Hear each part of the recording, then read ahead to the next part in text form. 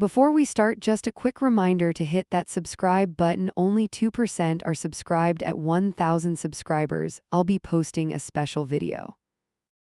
His location jumped across the river again, then froze near the docks. I jammed my sneakers on and grabbed the spare keys. The rideshare icon crawled along a service road and stopped. No more guessing, I went after him. I'm Mora, 29, I knew this pattern by heart. Weekends swallowed him whole and spat him back on Mondays. Tonight I wanted proof, not theories or excuses. I wanted the place that ate him. I tailed his car 2 lengths back, hands tight on the wheel. Green lights slid by like permission slips I didn't trust. He never looked behind him, which helped and hurt. I kept pace and held my breath anyway. He turned toward a cluster of warehouses and low buildings. The driver eased to a curb marked for deliveries. He stepped out with a duffel and a stiff walk. My fingers shook as I killed my headlights. He crossed to a glass door labeled Northbridge, badly lit, official. A security guard scanned his card and waved him in. He didn't check his phone or look around once. That certainly scraped at me like a dare. I parked behind a dented van and moved fast. The lobby was plain and quiet and busy enough. A cart squeaked past with linens and sealed packets. The receptionist barely glanced up, which was a gift. Visitors signed a clipboard without chatting or lingering. Names times a quick scrawl and a nervous cough. I waited for a gap and slipped my own line. I wrote R's last name because I knew it. The elevator doors met like teeth and shut me in. Floor numbers blinked uphill while my stomach dropped. I counted breaths and watched my reflection steady itself. I was done pretending I could live with fog. North Wing opened into a long humming corridor. No balloons, no flowers, no soft congratulations anywhere. Doors breathed open and closed with slow mechanical patience. I dodged a rolling monitor and kept moving. A nurse drifted near with a clipboard and a look. "Who are you here for?" Her voice came low. I matched her calm and fed her his name. She checked, frowned, then pointed me down the hall. Room 12 sat halfway down with blinds half open. I stopped before the glass and set my jaw. A woman lay still with tubes and quiet machines. R stood beside her and smoothed her hair. He wasn't praying, he wasn't pacing, he was settled. He adjusted a blanket like he belonged in the moment.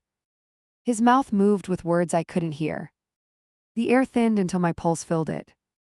He reached into the duffel and pulled folded clothes. Not fancy, not new, just regular life stacked carefully. He arranged them in a drawer like a weekly ritual. He touched the woman's wrist and checked the time. I slid back into a niche near a supply door. An orderly brushed past and never looked at me. My phone buzzed once with a useless notification. My thumb hovered over call, then dropped. I needed him outside these walls and facing me. Not here with witnesses and badges and rules. I stepped away and traced the exits in my head. Confront him where he had to choose. The elevator took forever and screamed patience at me. Doors opened again on the lobby's soft gray order. I found the chapel sign and pushed through quietly. Benches, a pulpit, enough space to break. He would come down soon because the ritual had an end. The guard would see me if I paced too hard. I sat and counted the beats in my throat. Every beat said the same word, lie. Footsteps halted outside and then the hinges sighed. He stepped in and saw me like a punch. His shoulders rose and fell once before he spoke. "Why are you here?" Flat voice, eyes not blinking. "You disappear every weekend," I said, no wobble. "You walked into Northbridge with a card and certainty. I followed because I want the truth now." My hands refused to hide the shake. He glanced at the doorway and then at the benches. He stayed standing like sitting meant surrender tonight. I knew this would happen one day, his jaw locked. But not tonight, never tonight. I pointed toward the ceiling and the quiet machines. "There's a woman upstairs who knows your hands. You smoothed her hair like you practiced for years. Tell me what that is before I drown." He closed his eyes and pressed his knuckles together. A small gesture, a crack, a plan melting in heat. His lips parted as if to bargain for time. Upstairs, something beeped on a steady loop. I moved first and blocked the doorway with my arm. His hand twitched toward the hall and then dropped. "Not another step," I said, steady and loud. My thumb hovered over record on my phone. I needed something I could not unhear. He measured the space like he could slip past. Let me through, he said, jaw tight and flat. Start talking, I cut in, breath clipped and hot. Who is she to you right now? His eyes flicked to the exit, then back to me. She can't answer anyone, he replied after a beat.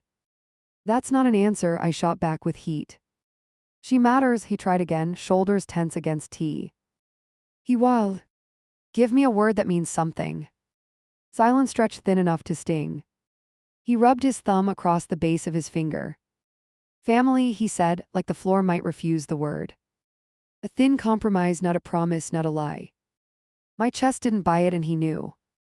Prove it, I said, leaving no room. He glanced toward the lobby desk and then the stairwell. Upstairs, he said, voice lower now, eyes steady. You keep your voice down and you watch. Then you decide what happens next. I nodded because I wanted leverage. We took the stairs 2 flights without touching rails. He pushed a code at a locked internal door. The latch clicked and my throat did the same. A posted sign warned about restricted access hours. He held the door and waited for my choice. I followed him into a quieter corridor than before. Shoes whispered and machines hummed in distant rooms. No decorations and no families crowding the hallway. Only task and routine and patient time. He stopped at a door marked with a number. He paused and set his palm on the glass. A quick breath, a check of his watch. He opened the door and stepped to the bed. I stayed near the threshold and kept breathing slow. Nothing here would forgive me if I flinched. She lay still but not empty, not gone. Her chest lifted with a small, reliable effort. He adjusted a line with practice, care, and speed. He swabbed her lips and checked a monitor.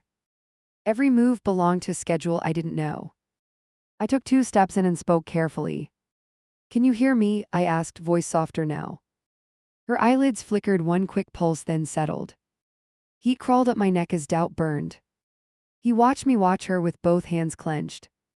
I handle this alone every week, he finally said. I handle it now because weekends are mine. Mine to be here and mine to keep order. Not yours to expose in a hallway. I heard the plea under the steel. Are you married to her? I asked, eyes locked. His throat moved once like the word lodged there. I was, he answered, and the room tilted. No dates, no vows, just a blade-thin truth. It cut without spilling everything. A staffer looked in and moved on without pause. He shifted closer to the bed and kept working. A quiet check of vitals and a practiced touch. He never looked at me while he counted. Numbers meant control he could keep. I moved to the side and kept him in frame. My phone hung at my hip and stayed dark. This wasn't for the internet, and we both knew. I wanted the whole truth without performance. I wanted it where promises cost something. How long like this? I asked, voice under control. He eyed the monitor and inhaled through his nose. Years, he said, and the syllable landed heavy. I waited for another and got none. He handed me a thin plastic badge.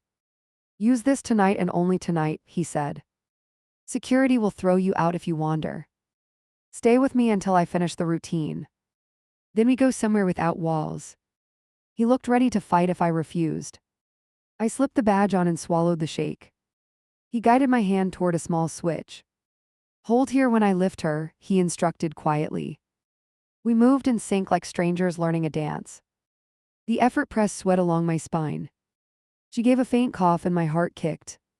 He steadied her and nodded for me to release. A tremor ran through my fingers and stopped. I hadn't expected my body to react. It made leaving feel like a betrayal. A cart rolled past the doorway and kept rolling. He took that as a countdown we couldn't ignore. We finish now, he said, breath tight with focus. After this, we talk without interruptions. I stepped back and let him close the loop. He set a timer on his watch and watched it. When it buzzed, he reset lines with swift hands. The room calmed to a steady mechanical rhythm. He brushed a strand of hair behind her ear. He looked older by a decade in 1 minute.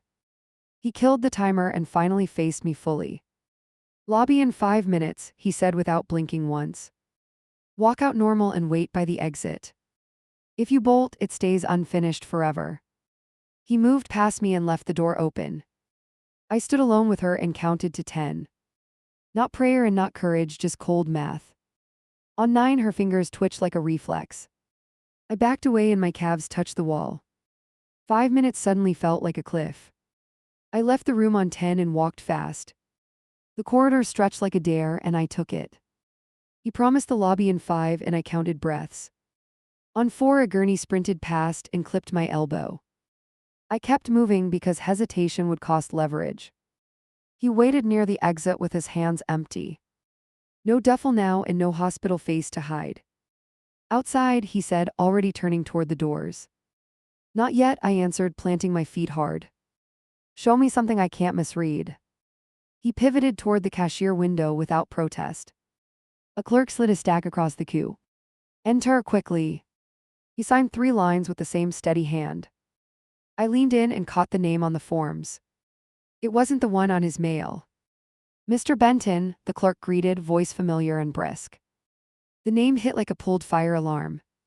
He didn't blink as the receipt printed out. He tucked it away and met my stare. We're not done, I said, throat tight and dry.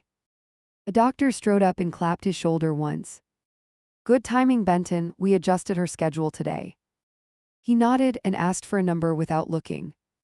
They spoke in half sentences built on habit. I listened for anything I could use later. Who's Benton? I asked when the white coat left.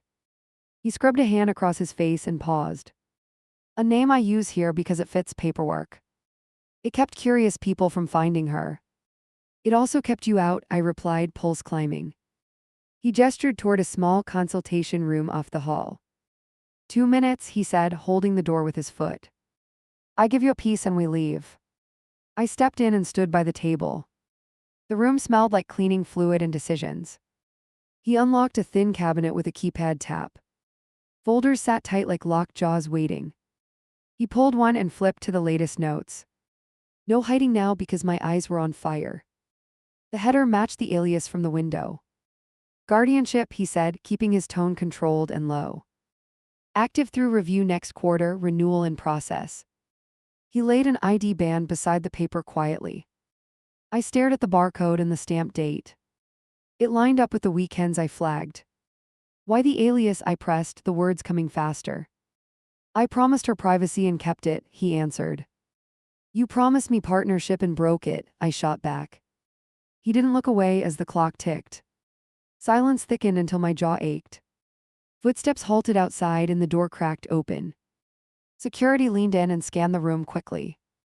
Consultation needs to wrap, after hours only with clearance. Benton flashed his badge and gave a short nod. The guard withdrew without more questions and left tension behind. We go now, he said, palm against the door. Or we stay and involve people who don't care. Pick the fight you want tonight. I wanted answers more than a scene with witnesses. One more thing, I said, holding out my hand. He placed a key card on my palm without flinching. Temporary access, he said, straight to the point. North Desk knows to expect you next time. Next time assumes there is a next time, I answered. He swallowed hard and that was my leverage. We stepped into the hall and turned toward elevators. A transport aide rolled another bed toward the unit door. From inside the room we had left, alarms chirped once.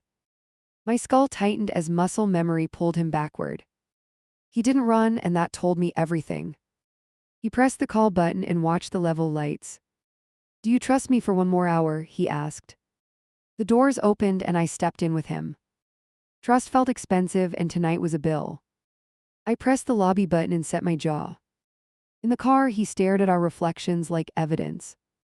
You met a part of my life, not all of it. I need you to see the rest outside this building. Outside is honest or outside is an exit, I said. He nodded once and kept his eyes forward. The doors parted and the lobby swallowed us whole. A volunteer approached with a clipboard and a smile. Benton shifted to block me and took the form. He scribbled quickly and handed it back. I caught a glimpse of a different address. More proof, another layer, fewer excuses left standing. He reached for the exit and held it wide. Cold air slapped my cheeks and cleared the fog. He headed toward the lot without waiting for me. I followed because fear and curiosity share a spine. Halfway to the car, a woman called from the curb. "Mr. Benton, quick question about Saturday coverage." He paused and checked his watch and then me.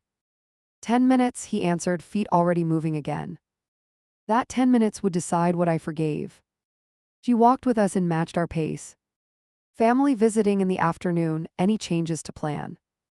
"Call the desk first," he replied, voice clipped and firm. "Use the emergency line if anything shifts rapidly." I filed every word because patterns never lie. At the sedan, he stopped and faced me square. "I reveal addresses and real names after food. No tricks and no dates withheld and no delays. Food means a table where I can breathe." I weighed the promise against the night we'd had. "Restaurant nearby?" I asked, key card heavy in pocket. "Corner place across the street, open late. Neutral ground and no audience we know." We crossed with purpose and kept our eyes ahead. Every step held a countdown I could feel. Inside, we took a booth with a wall to our backs. Water arrived and sweat cooled along my spine. He unlocked his phone and slid it across. "Contacts, addresses. Photo album under Benton." The first image loaded and froze me cold. Her face before the machines, his arm around her waist. A date stamp that mapped to a Friday night. Another album titled with a word I didn't recognize. He tapped it twice and waited for my reaction. What opened changed the next year of my life. The album opened on a child gripping his sleeve. Small sneakers, wide eyes, a timestamp that matched a Saturday. My throat closed around a question I didn't want. "Who is this?" I asked, fingers cold on glass. He didn't answer, the doorbell did. A woman waved from the entrance and hurried over. The kid spotted him and launched from her hip. "Daddy," bright and certain, hands catching his collar. My pulse tripped and steadied in the same breath. He kissed the crown and finally looked at me. "This is Leo," he said, voice steady by force. The sitter slid into the booth and checked the time. "Same plan for Sunday?" she asked, pen ready. "Switch to morning," he replied, eyes never leaving me. I counted all the weekends that now had faces. "Leo, this is Mara," the sitter added quickly. The kid waved with both hands and grinned hard. I lifted mine and kept my smile from shaking. "Fries?" he asked, already scooting toward the aisle. He had his father's focus and momentum. We ordered fast because decisions were oxygen tonight. The kid drummed the table and named trucks. I watched him and counted the costs in silence. Across the room, 2 nurses in scrubs noticed Benton. Recognition moved between them like a quiet signal. "Why hide him?" I asked once the plates landed. He touched Leo's shoulder and then folded his hands. "Because this complicates everything," he answered without blinking. The sitter checked her messages and stood to go. "I'll be back at 9, she said, already backing away. Leo munched and studied me like a puzzle. "Do you live with us?" he asked through a bite. He waited like kids do when truth matters. I felt the booth tilt under the weight of it. "Tonight I listen," I said, and he nodded. His phone buzzed and he went rigid. One look, then another, then he swallowed hard. "Hospital needs me now," he said, reaching for his coat.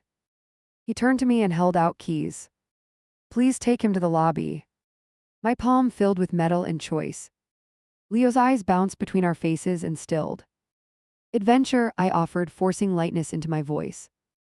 He grinned and grabbed my hand without fear. We moved because standing still would crack something. Outside, traffic hissed and the night pressed close. He jogged ahead and checked for cars twice. At the curb, he crouched to Leo's height. "Stay with Mara and follow directions," crisp and calm. Leo saluted like he had practiced for this. We crossed fast and hit the hospital entrance. A volunteer reached for a clipboard and paused. The kid pointed up at a sign and beamed. "We go see Mom's room," he announced proudly. My stomach lurched and then found the floor again. I flashed the temporary badge and kept walking. Security scanned it and motioned us through. Leo squeezed my fingers and tugged toward elevators. "Slow down," I said, matching his pace with mine. I didn't want to see that door without him. My phone pinged with a short instruction. "North entrance, wait at the fish tank." We detoured and parked on a bench, side by side. Leo kicked his heels and counted backwards. He reached 0 and giggled like 0 meant liftoff. Benton appeared at a sprint and stopped on a dime. Breath tight, face set, hands clean. Change upstairs, he said, eyes flicking to Leo. Come with me and hold your questions. I stood because sitting felt like hiding. We climbed stairs to the unit without speaking. A nurse blocked the doorway and lifted a palm. Consent first, she said, nodding toward a side office. He signed forms with practiced speed and precision. I watched the pen and felt the clock bite. New protocol, the nurse explained in short pieces. Short session, monitor closely, stop if threshold spikes. Benton checked the timer on his wrist and nodded. Ready, he said to the team, voice clipped and focused. Leo lifted both hands like a referee starting play. We entered the room and everything sharpened. He positioned himself on her left and adjusted a cable. A tech powered a device and checked readings twice. I stood with Leo at the foot of the bed. The air tasted like metal and promise. Watch her fingers, Benton said without looking up. The device pulsed and then quieted to a faint click. A tremor fluttered through her forearm and paused. Leo leaned forward with perfect stillness and waited. My chest forgot how to rise for a beat. Another pulse, longer this time, pronounced and deliberate. Her middle finger curled and tapped once on the rail. The tech barked a number and the nurse logged it. Benton's jaw unclenched and then reset like a switch. He flashed 2 raised fingers at the tech. For timing. Again, the tech called, eyes on the display. The pulse landed and held for a tight count. A second tap, then a third, spaced and careful. The pattern formed a shape I almost recognized. Leo whispered something only he understood. Stop, Benton ordered, hand lifting in a firm cut. She needs a rest before another round. The team froze and stepped back without debate. He turned to me and finally let breath out. Do you see why I come here? He asked. I see movement and a system around it, I answered. I see a kid who knows this drill. I see names that keep changing to hide tracks. I need the reason for all of it. He nodded and didn't look away. The nurse rechecked vitals and held up a thumb. 5 minutes and then you can read the output. Benton gripped the bed frame and closed his eyes. Leo slipped his small hand into mine and squeezed. The room waited with us like it had rules. A printer spat a narrow strip with data points. The tech tore it free and passed it over. Benton laid it flat and traced a sequence. His finger stopped at a repeating cluster. He tapped it twice and then looked at me. It's intentional, he said, voice low and steady. Not random and not reflex and not noise. Her taps follow a code from therapy sessions. He slid the strip to me and watched my reaction. I felt the floor tilt beneath everything I knew. Leo climbed onto the visitor chair and balanced. Mom plays the knocking game, he murmured, eyes bright. I swallowed hard and tasted old fear fading. The kid believed because he had evidence in bones. I wanted the same before the night ended. Another round, the nurse called from the monitor. Shorter burst and confirmed the pattern. Benton glanced at me and waited for my cue. I nodded because the choice had already been made. He lifted his hand and the machine answered. This time the taps came faster and clearer. 3 pause 1 pause 3 again. The pattern resolved into something I could translate. Not words, not yet, but structure and intent. Leo laughed once like he had known all along. The device powered down and the room exhaled. Benton brushed her wrist with 2 fingers and stilled. He faced me with nothing left to hide. After this, we go downstairs and I tell you everything. My heart knocked back with its own hard answer. We hit the stairwell and he thrust a folder at me. Hold this and keep moving, brisk voice, eyes forward. Footsteps echoed above us like a countdown we couldn't ignore. I tucked the folder under my arm and pushed. Whatever lived inside needed daylight fast. At the lobby desk, he gave his real signature. The guard compared it to a list and nodded once. Family room is open, the guard muttered without warmth. We cut left and slipped past a cluster of volunteers. My grip tightened around cardboard in anger. Inside the room, he cleared a small table. Spread it out, he said, sleeves already rolled. I opened the folder and found forms marked urgent. He laid down a grid used in therapy sessions. He wanted me to see it match the printout. No speeches, I warned, tapping the strip with a knuckle. Show me the link or we leave. He lined symbols with the grid and mapped beats. 3 short pause, 1 long pause, 3 short. He circled a column and waited for my face. Letters, I breathed, the shapes finally snapping. Not random, it spells one word. He dragged a pen across the page and wrote it. Move, 4 letters that rearranged my night. Where, I asked, barely above a whisper. Transfer window opened at midnight, he answered, jaw tight. Trial team can accept her for a weekend cycle. Signature here authorizes transport and monitoring handoff. He slid a pen toward me and held his breath. Witness only, not guardian, just watch me do this. A knock and the social worker stepped halfway in. Van is staged at the side entrance, calm and efficient. 2 staff ride along and document vitals. Her eyes landed on me and waited for context. I'm observing, I said, and she accepted it. The sitter texted that Leo was downstairs with juice. I typed back to keep him there with cartoons. Bring him to the bay before wheels roll, I added. He nodded and sent a second message quickly. We were moving a life and a child together. I signed the witness line and checked the time. He countersigned with steady strokes that didn't shake. The social worker stamped the page and gathered the set. Meet at north entrance in 8 minutes, she said. That clock owned us now. We stepped into the hall and ran into a wall. Not a thing, a person, her sister. She blocked the path with a folded arm and ice. You transfer her without calling me, voice like a blade. She looked from him to me and smelled a secret. Court lists me as proxy today, he answered evenly. Window is short and team is ready. She snatched for the papers and I pulled them back. Don't, I warned, shoulders squared to absorb impact. Security watched from 10 paces like a referee. She's not your decision, the sister hissed through clenched teeth. She's mine when you vanish for weeks and pretend. My mouth opened and closed on the word pretend. He lifted a palm between them and took a breath. Argue later, Van leaves now, follow if you want. The sister stared him down and then spun away. Fine, but I ride behind and I record everything. Her heels hammered a verdict I could feel. We moved past and the corridor unclenched a little. No one offered a smile. At the elevator, he handed me his phone. Open the app labeled Bridge, he instructed sharply. A simple interface appeared with squares and notes. I recognized the grid from upstairs before he spoke. He tapped a template titled April and held it up. This converts knocks to letters, he said, efficient and fast. Tap sequence and it writes a message below. Make sure we log any new rhythm during transport. He met my eyes to seal the pact. You trust the knocks? I asked, kneading the line. I trust patterns over promises, he answered, chin high. The doors opened and we took space near the back. The sister squeezed beside us and started recording. State your names for the record, she demanded. I stared at the floor and saved my breath. We reached the bay and everything accelerated. 2 attendants unlocked brakes and rolled her toward the van. The social worker clipped forms to a metal board. A medic called out baseline numbers and waited for confirmation. Benton answered in clean phrases without apology. Leo barreled in with the sitter trailing behind.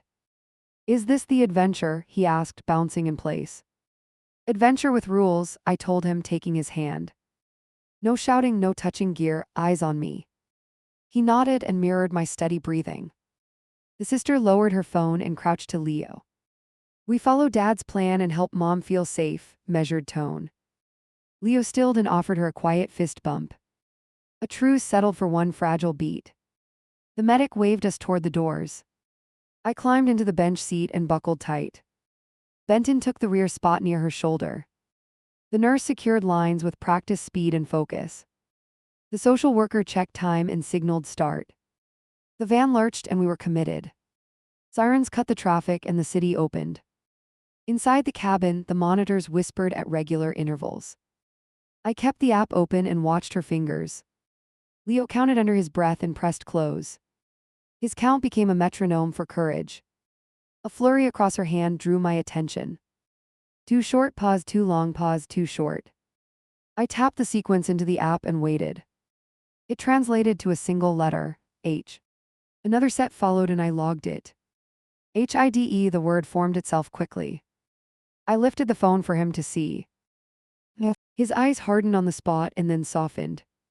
"What do we hide?" I asked, keeping voice even. He looked toward Leo and then back at me. "Not who, what," he answered, gaze fixed. "Open the patient drawer when we arrive. Top compartment, envelope taped under the lip. Take it before the sister steps inside." My heart found new speed to match the tires.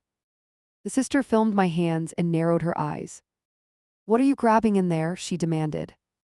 "Vitals log," I said, unfazed and flat. She returned to the screen and checked her timer. The social worker scribbled on a pad without looking up. Another rhythm rippled across the same hand. 3 long pause, 1 short pause, 3 long. The app rendered J, then another letter followed. O, then B, then the word ended. "Hi job," not a sentence, a warning. My head snapped toward Benton with the screen raised. He nodded once like he had expected that phrase. "She picked that during training weeks ago," low voice. "Staff turnover touches everything, watch who asks questions." I scanned the crew and felt the edges lift. We pulled into the partner wing and rolled inside. Doors parted, lights blinked, hands traded grips smoothly. The nurse called out the chain to 3 names. A new team matched each number with a check. The process felt like a heist built on care. We reached the new room and halted on a dime. The receiving nurse ran through the intake script quickly. The attendant secured the rails and stepped away. I slid past the sister and reached the drawer. My fingers found tape and an envelope just there. I palmed it against my wrist and stood tall. The sister leaned in and scanned the space. "Any personal items transferred before I saw them?" Ice again. "Nothing but forms in the log," I answered. Her camera hovered just short of my face. The social worker distributed badges for this wing. "Same rules, short sessions," she summarized with care. Benton signed another authorization and scanned the note. He waited for the staff to clear the doorway. His eyes flicked to my wrist without moving his head. "Family lounge," the receiving nurse offered, gesturing right. 15 minutes while she stabilizes on our system." We filed out and I kept Leo close to my side. The sister peeled off to take a call. We finally had a pocket of space.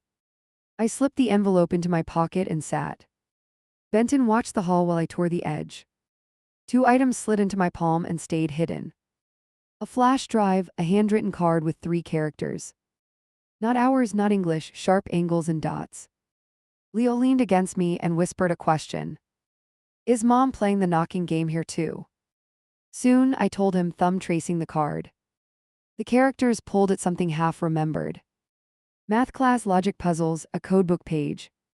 Benton opened the app and switched to a new tab. A list of symbol sets filled the screen. He tapped one labeled Sipser and turned it toward me. Same characters, same order, same pattern. The translation box blinked empty and waited. "Try the sequence from the card," I said. He input the 3 symbols and hit convert. The output flashed a single word in block letters. Bridge, the same label on his app from before. The sister ended her call and turned toward us. I closed my hand around the drive and stood. "Coffee," I announced, tugging Leo toward the kiosk. Benton followed at a distance to keep us in sight. The sister paced to the nurse's station and lined in. Her voice dropped and mine sharpened. At the counter I asked for cups and napkins. I palmed the drive into Leo's hoodie pocket. "Hold this treasure," I whispered, and he grinned. "Do not show anyone until I ask," I added. He patted the pocket like he owned a planet. Back in the lounge, the sister blocked my path again. "What did you pick up in that room?" Suspicion heavy. I held up stir sticks and 1 sugar packet. Energy and patience, I clipped, eyes steady. She kept her glare but stepped aside. An orderly waved us into a consultation cubicle.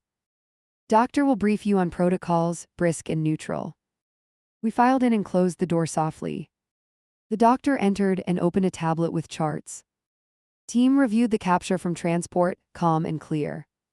"We saw purposeful sequences at 3 intervals," he continued. "Not reflex and not artifact. We want to attempt guided interaction within an hour." Benton nodded once and shifted his feet.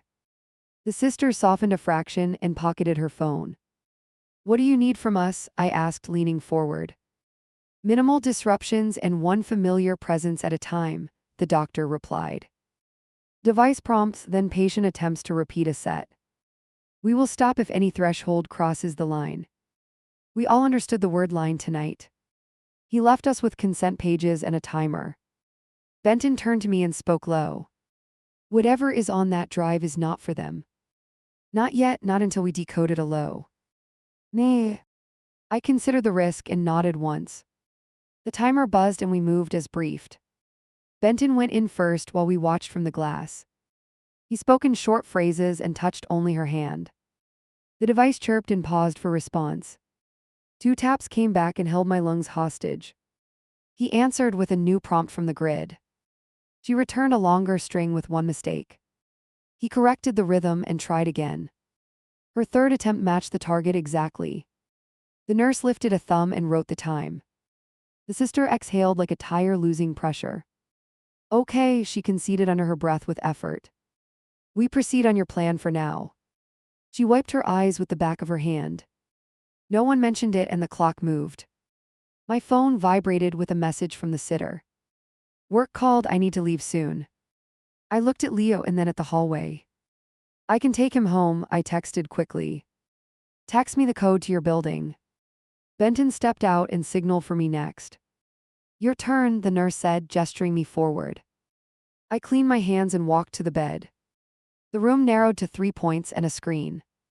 I placed 2 fingers near her wrist and waited. Try the word we think she chose earlier, Benton murmured. I tapped out move with careful beats and pauses. A pause stretched until I thought we had lost it. Then a single knock answered at my ring finger. I looked up and met his eyes. I gave a new prompt drawn from the grid. HIDE 1 by 1.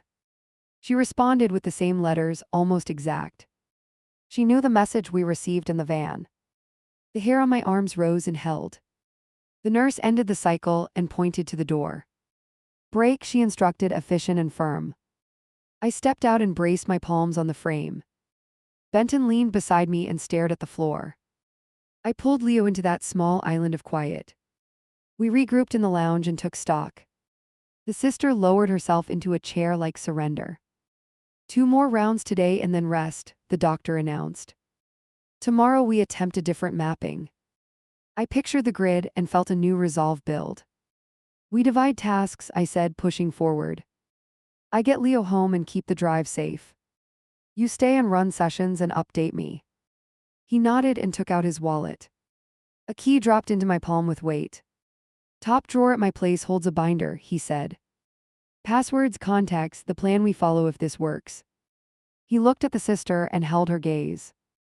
You get copies when I verify the file. Her chin lifted and the truce held. We walked toward the exit and the night waited. I knelt to Leo and tapped his pocket twice. Guard the treasure until I ask, I reminded. He zipped the hoodie and nodded solemnly. He was braver than the adults tonight.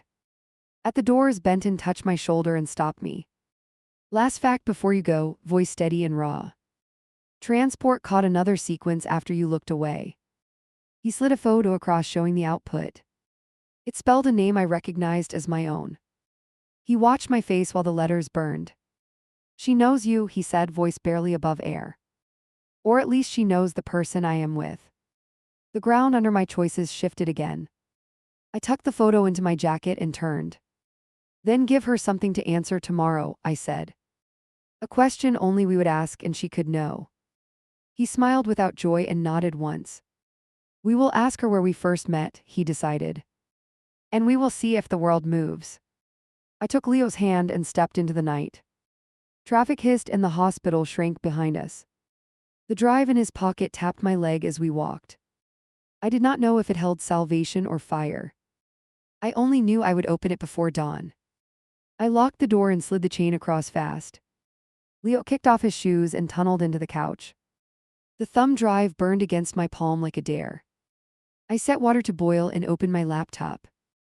We would crack this before sleep or not sleep. Treasure time, he whispered, leaning over the keyboard. Treasure later, I answered, ticking the trackpad twice. I plugged the drive and waited for the window. A single folder appeared with the word bridge. My pulse answered like it recognized the name. It wanted a passphrase and blinked without mercy. I pulled the card with symbols from my pocket. 3 shapes, sharp angles, 2 dots, no vowels. I typed the sequence we had converted earlier. The folder opened and split into 3 files. Video, text, a locked archive with a timer. The countdown gave us 40 minutes to decide. I clicked the video and turned the volume down. A woman filled the frame and faced the lens. She looked alive enough to argue with me. Her first words landed like instructions, not comfort. If you see this, the worst already happened. Move me when signals show pattern, never before. Protect the program name and use the alias. I froze when she spoke the alias we knew. Then my name came out of her mouth clean. Not a guess, not a slip, a choice. If he finds love, do not punish him. Make him choose daylight or goodbye quickly. Use the file labeled Plan A to verify. Leo nudged my arm with a soft tap. That's Mom's voice, he whispered, eyes locked tight. I made space for him and rewound 5 seconds. She smiled once, like a code we would need. The smile broke and the screen shifted to text. Plan A laid out steps with timestamps and floors. Northbridge, North Wing, transport, consent rules. There was a line about staff turnover and caution. Suspect anyone who skips signatures or rushes transfers. A list followed with names and 5-digit numbers. I scanned the list and found 3 initials grouped. JOB followed by a badge identifier and shift notes. High jobs, meaning slammed into place with force. He wasn't talking about employment. He was warning us about someone specific. My phone rattled against the table with a message. Unknown number, no greeting, only a demand. Bring the drive to North Garage before midnight. No cops, no copies, no excuses. Or the transfer gets reversed on paper. I took a photo of the screen and deleted it. Leo watched my face and straightened without a word. Backpack, I told him, hand flat for the drive. He unzipped and delivered it like a relay baton. I tucked it in my jacket and locked the zipper. I called Benton and kept it short. Someone wants the drive in the garage now. He didn't ask who because we both knew. Stay inside and keep Leo away from windows. I'm coming with a ride and 2 witnesses. I hung up and closed the laptop slowly. The archive with the timer ticked down to 10. When it hit 0, the folder would self-delete. I copied the files to the desktop and checked. The copy failed and the warning flashed red. Game, Leo asked, trying to read me. New game, I answered, pulling him to the hallway. Hide and listen for knocks. He nodded once and held his breath. That kid could hold a room by choice. A small thud came from the stairwell door outside. Another thud followed with the wrong rhythm. I packed the laptop into a tote without cords. We moved to the bedroom and killed the light. I clicked the deadbolt and pressed my ear to wood. Footsteps paced once and then retreated. A whisper of fabric followed the retreating steps. I texted Benton 1 word and a pin. Now. The typing dots appeared and then disappeared. The timer bled into its final minute. If the files vanished, we would lose the map. I opened the text file and scrolled for a key. A line in bold waited near the bottom. Hold power and volume to capture to local. I pressed the sequence and prayed to circuitry. A progress bar crawled and finally turned green. The archive duplicated to a hidden folder quietly. I renamed it with a grocery list term. No one would search for flour at midnight. Headlights swept the ceiling and stopped outside. 3 quick buzzes rang from the intercom downstairs. I checked the peephole and saw the sitter first. The sister stood behind her with a badge lanyard. Benton's shoulders framed both as a wall. I opened up and stepped aside without chatter. Garage messages are coming from a device on-site, the sister announced. Security traced the ping to the older annex. She pulled her phone and showed a map with dots. 1 dot blinked near a staff entrance I knew. Benton crouched to Leo and smoothed his hair once. I need you calm and quiet and brave. Leo nodded and zipped his hoodie to his chin. He planted his feet like he belonged everywhere. That anchored me more than coffee ever could. We split roles without wasting a syllable.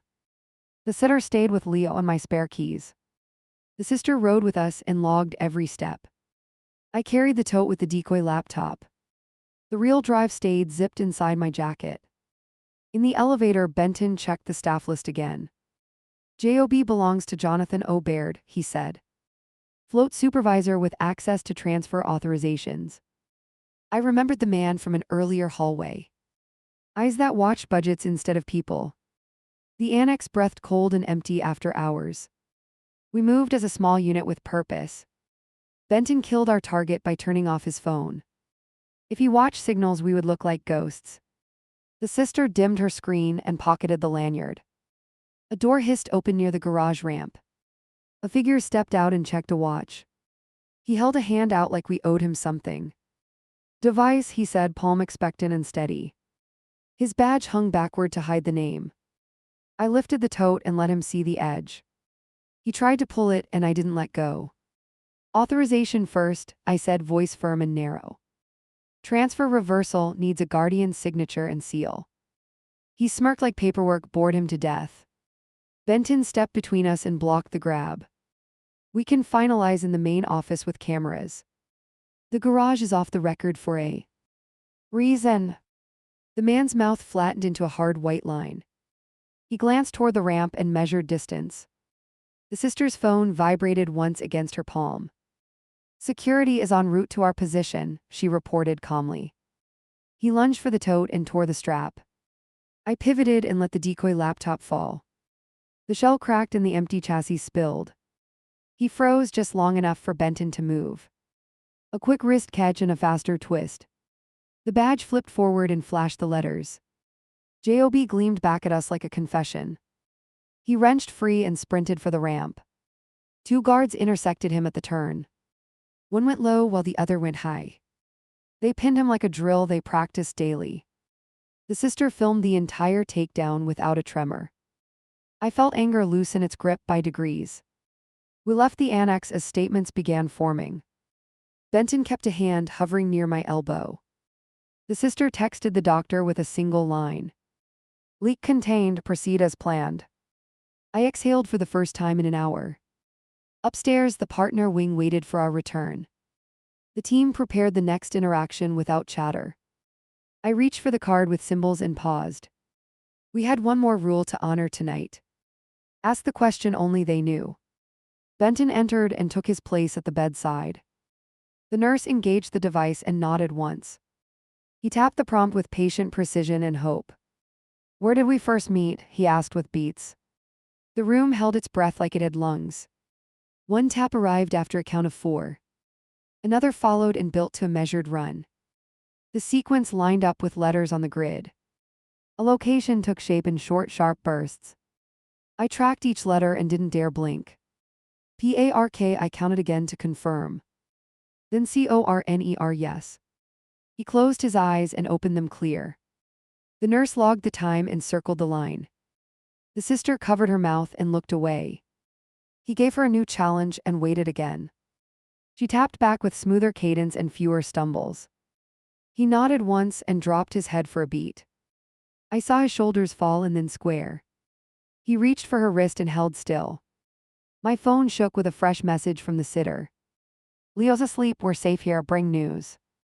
I typed an answer with clumsy thumbs and relief. She answered the question, it matched the map. 3 dots blinked and then disappeared again. The doctor entered stiff with caution and awe.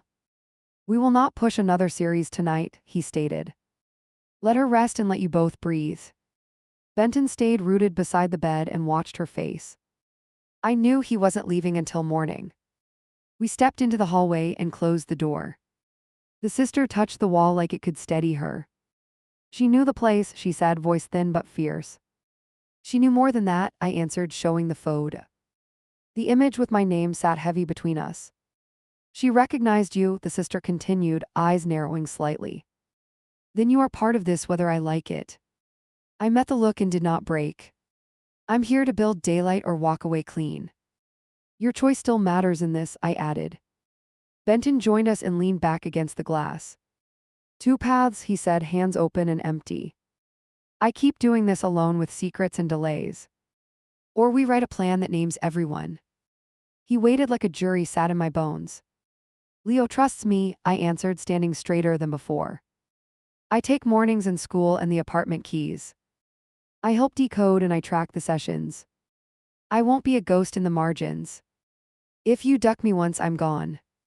He didn't reach for me because that would be easy. He nodded like a hinge that finally fit. We file new contacts in the morning, he said. No aliases, no blank spaces, full access. The sister's eyes narrowed and then eased a fraction. We also call legal about Jonathan, she added. No more floating near our charts without oversight. Her spine regained height and purpose with the words. We do this by the book and in the light. I watched her become an ally in real time. We re-entered the room for one last check. Benton placed 2 fingers near her pulse gently. He whispered the word we had both earned. Home, he mouthed and glanced at the monitor. A single tap answered like a closing parentheses. I pressed my hand flat to the blanket edge. No promises, no poetry, only a pact. I would stand here while it mattered and counted. I would leave if shadows tried to return. The choice lived in my throat and stayed hot. We left her to rest and faced the corridor. A volunteer offered coffee we didn't taste. The lift arrived and we stepped inside together. The doors shut on the wing and its machines. The next weekend would not disappear the same way. Outside, the air cooled my face and cleared thought. We walked to the car without touching once. He opened the door and waited for my move. I slid in and set my bag at my feet. I was not running anymore. We pulled onto the street and the city exhaled. He kept the speed lawful and the music off. I still owe you full honesty about everything, he said. Tomorrow we start with the binder in my drawer.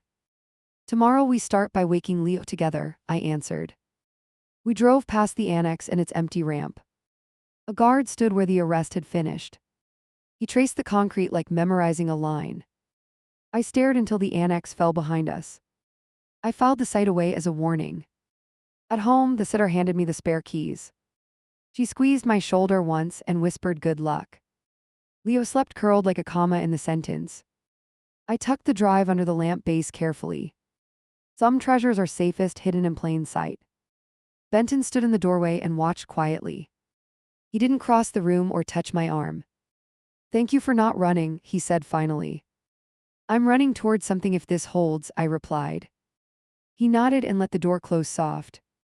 I washed my hands and stared at the mirror. I looked like someone who had chosen a side. The photo with my name lay on the counter. I folded it once and slipped it behind the frame. Evidence and resolve fit in the same place. In bed, I counted taps instead of sheep. I matched them to letters until sleep found me. My last thought landed on a simple demand. No more vanishing acts and no more aliases. Everything else we would build while people watched.